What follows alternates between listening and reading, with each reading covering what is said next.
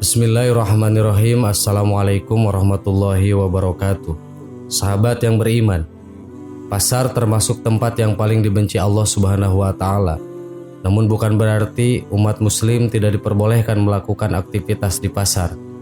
Seorang muslim boleh berjualan ataupun mendatangi pasar untuk mencari barang kebutuhan harian. Pasar merupakan tempat bertemunya para penjual dan pembeli. Transaksi jual beli juga lazim terjadi di pasar. Setiap penjual bisa menawarkan dagangannya, sementara pembeli bisa memenuhi kebutuhan dengan berbelanja di pasar. Tempat yang dibenci Allah Subhanahu wa Ta'ala. Pasar tidak ubahnya sebuah tempat yang selalu ramai dikunjungi. Namun pasar termasuk tempat yang paling dibenci Allah. Hal ini diungkapkan dalam sebuah hadis Rasulullah. Tempat yang paling dicintai Allah adalah masjid dan tempat yang paling dibenci Allah adalah pasar. Hadis riwayat Muslim. Dikutip dari buku pelajaran Adab Islam 2 oleh Sohendir dan kawan-kawan, disebutkan bahwa pasar memiliki banyak manfaat dan juga banyak perbuatan dosa yang dan sia-sia. Berbagai kezaliman serta kecurangan orang-orang yang berada di dalamnya menjadi pasar adalah tempat yang dibenci Allah. Meskipun demikian, tidak ada dalil yang melarang untuk muslim mendatangi pasar. Bahkan Rasulullah dan para sahabat dikenal sebagai pedagang sukses yang aktivitas hariannya dilakukan di pasar. Adab mendatangi pasar. Agar terhindar dari perbuatan keji yang terjadi di pasar, hendaknya seorang muslim mengerti adab ke pasar. Tujuannya agar selalu dilindungi dari kezaliman yang ada di pasar. Berikut beberapa adab mendatangi pasar. 1. Berzikir atau berdoa kepada Allah. Berzikir pada hakikatnya meminta perlindungan dari godaan dan tipu daya setan. Tidak dipungkiri bahwa pasar adalah pusatnya kebutuhan dunia yang menggiurkan sehingga dapat melalaikan umat muslim. 2. Tidak menyaringkan suara atau berteriak. Kondisi pasar yang sangat ramai terkadang membuat suasana semakin bising.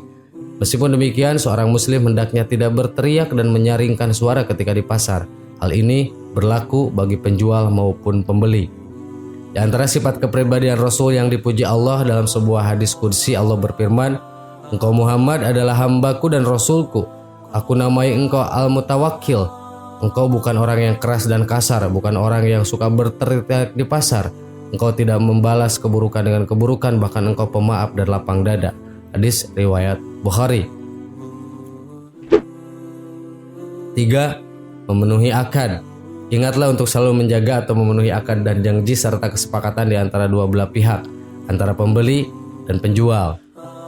Allah berfirman dalam Al-Quran surat Al-Ma'idah ayat 1 yang artinya, "Wahai orang-orang yang beriman, penuhilah akad-akad itu." Sebagai penjual maupun pembeli harus memenuhi akad ketika melakukan transaksi. Penjual tidak boleh berlaku curang seperti mengurangi timbangan, dan pembeli juga tidak boleh zalim dengan menawar harga yang sangat rendah. 4. Bersikap ramah. Bersikaplah ramah dan memberikan kemudahan di dalam proses jual beli. Dalam sebuah hadis Rasulullah bersabda, Allah akan belas kasih kepada seorang hamba yang ramah apabila menjual, ramah apabila membeli, dan ramah apabila memberikan keputusan. Hadis riwayat Al-Bukhari. 5. Menjaga pandangan. Pasar menjadi tempat berkumpulnya banyak orang, baik laki-laki maupun perempuan. Maka dari itu sudah seharusnya kita bisa menjaga pandangan terhadap lawan jenis yang bukan mahram. 6. Datang ke pasar karena kebutuhan. Ketika ke pasar hendaknya membeli barang atau bahan yang memang diperlukan saja, sehingga terhindar dari segala macam dosa dan kezaliman. Allah juga tidak menyukai hamba yang boros dan mubazir. 7. Amanah dan jujur. Jujur menjadi salah satu perilaku terpuji dalam Islam yang memang semestinya dimiliki setiap muslim. Barang siapa yang berbuat jujur akan mendapat pahala serta kebaikan di dunia dan akhirat. Penjual dan pembeli wajib memiliki sifat jujur dan amanah dalam melakukan transaksi jual beli di pasar. Dalam hal menjual, hindari menyembunyikan aib barang yang dijual atau mencampurkan barang yang bagus dan rusak. Kejujuran inilah yang akan membawa keberkahan.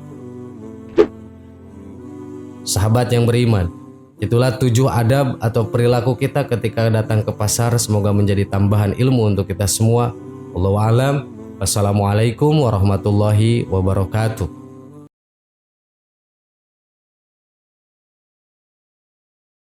Bismillahirrahmanirrahim. Assalamualaikum warahmatullahi wabarakatuh. Sahabat yang beriman, mimpi bisa diartikan sebagai bunga tidur ketika seseorang terlelap. Saat manusia bermimpi maka akan melibatkan penglihatan, pendengaran, pikiran, dan perasaan. Terkadang mimpi sulit untuk diartikan karena apa yang dialami terkadang di luar nalar. Kadang seseorang bisa bermimpi indah atau mimpi buruk. Dalam ajaran Islam, mimpi ternyata bukan sekedar bunga tidur.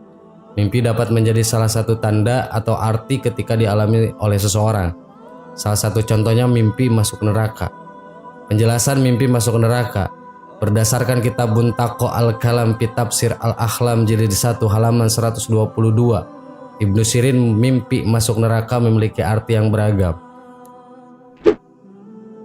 Pertama, jika seseorang bermimpi seolah-olah dimasukkan ke dalam neraka, hal ini menggambarkan bahwa ada seseorang dalam kehidupannya yang menyesatkannya dan mendorongnya untuk melakukan perbuatan keji.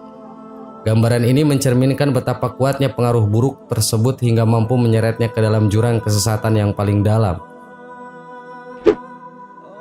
Kedua, ketika seseorang bermimpi keluar dari neraka tanpa mengalami luka, ini melambangkan bahwa dia akan menghadapi kesedihan duniawi yang besar. Kesedihan ini mungkin tidak akan melukai fisiknya, tetapi akan menghancurkan hatinya. Gambaran ini mencerminkan beban emosional yang begitu berat, seolah-olah dia berjalan melewati api neraka tanpa terbakar dan merasakan kesedihan yang mendalam di dalam dirinya. Dalam mimpi ini, tidak ada luka yang tampak di luar, tetapi di dalam, jiwanya terguncang oleh kesedihan yang mendalam dan menyakitkan. Ketiga, mimpi masuk neraka dan mengalami siksaan seperti meminum air panas atau memakan buah zakum sering diartikan sebagai pertanda buruk dalam hal pencarian ilmu. Meskipun niat mencari ilmu adalah hal yang baik, mimpi ini menggambarkan bahwa ilmu yang diperoleh justru membawa kesulitan dan penderitaan. Ini bisa menjadi peringatan bahwa jalan yang dipilih penuh dengan rintangan dan mungkin tidak akan membuahkan hasil yang diharapkan. Lebih mengkhawatirkan, mimpi ini mungkin menunjukkan bahwa seseorang akan terlibat dalam kekerasan atau konflik berdarah. Pada dasarnya, mimpi ini mengingatkan untuk selalu waspada dalam setiap tindakan yang dilakukan. Mimpi masuk neraka bisa menjadi sinyal untuk lebih memperhatikan segala keputusan dan langkah yang diambil agar tidak terjerumus dalam situasi berbahaya. Keempat, mimpi masuk neraka juga mencerminkan dosa atau kesalahan besar yang telah dilakukan oleh si pemimpi. Mimpi tentang api neraka seringkali menjadi peringatan untuk melakukan introspeksi diri dan bertobat atas kesalahan-kesalahan yang telah diperbuat, agar bisa terhindar dari siksa neraka di kehidupan setelah mati. Lebih jauh lagi, jika dalam mimpi tersebut seseorang melihat seorang raja menarik ubun-ubunnya lalu melemparkannya ke dalam api, ini menambahkan bahwa si pemimpi akan mengalami penghinaan dan penderitaan besar. Raja dalam mimpi ini melambangkan kekuasaan yang memiliki otoritas untuk menghukum dan mempermalukan. Kelima, jika si pemimpi melihat malaikat penjaga neraka tersenyum kepadanya, ini bisa diartikan sebagai tipu daya dari seseorang yang berprofesi sebagai polisi, algojo, atau eksekutor hukum. Senyuman dari penjaga neraka menggambarkan adanya jebakan atau ancaman yang datang dari pihak berwenang yang berusaha mengecoh atau menjerumuskan orang yang bermimpi.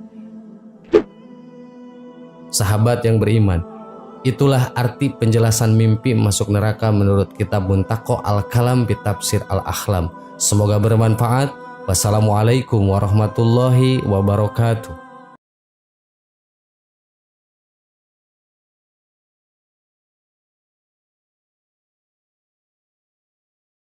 Subhanallah walhamdulillah wala ilaha illallah wallahu akbar. Subhanallah.